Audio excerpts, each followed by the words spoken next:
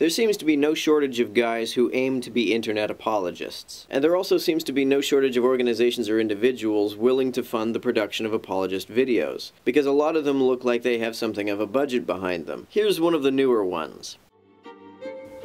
I think at some point everyone has said to themselves, where did everything come from? Why does anything exist at all? This leads us to two options: that the universe is eternal and it always existed, or that the universe began to exist from nothing in the finite past. Nope, the universe being finite in the past does not mean it had to begin to exist from nothing. If it had a beginning, that beginning could simply be a temporal boundary. It's not a point at which the universe comes from nothing. It's not like first there was nothing, then suddenly and magically the universe appeared. Nothing was never a real state of affairs. Theists are always like, you believe the universe came from nothing. No, there never was nothing. Nothing didn't exist. Nothing is not a real state of affairs. Let's say the universe were eternal. I think that would still show God exists, because our universe does not have to exist. Imagine a chandelier hanging from the ceiling. It's held up by a series of chains. Even if that chain was infinitely long, the chandelier can't be held up.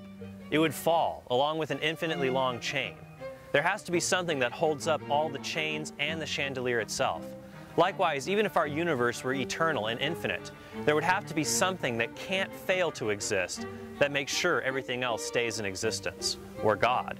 This is the weirdest fucking argument I've ever heard. At first I thought he was going to make an infinite regress argument, but he seems to be saying something different. He seems to be saying that if God didn't exist to keep everything else in existence, then everything would just stop existing? How the fuck does that make any sense? Even though it's not logically necessary for the universe to exist, this does not mean that its existence can't be self-sustaining. Also, the fact that the universe is not logically necessary doesn't mean it's not physically necessary. It may very well be the case that it is physically impossible for the universe to not exist. If he is making an argument from infinite regress, well, that's not really a problem if you view time as not a movement through events, but a series of events which all equally occupy existence. This is the B theory of time, and it's the view of time that seems most consistent with modern physics. As Bertrand Russell says, there's nothing logically problematic about a series with no first term.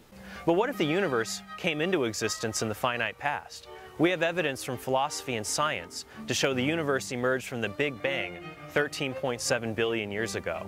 And if the universe came from nothing, it couldn't have been created by a material thing like an alien, because the universe is all of space and time.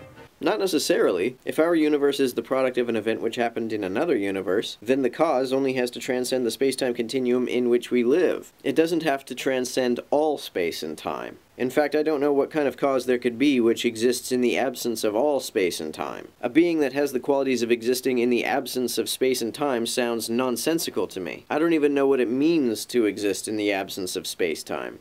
So if you'd like to learn more, I recommend picking up a copy of my book, Answering Atheism, from Catholic Answers Press.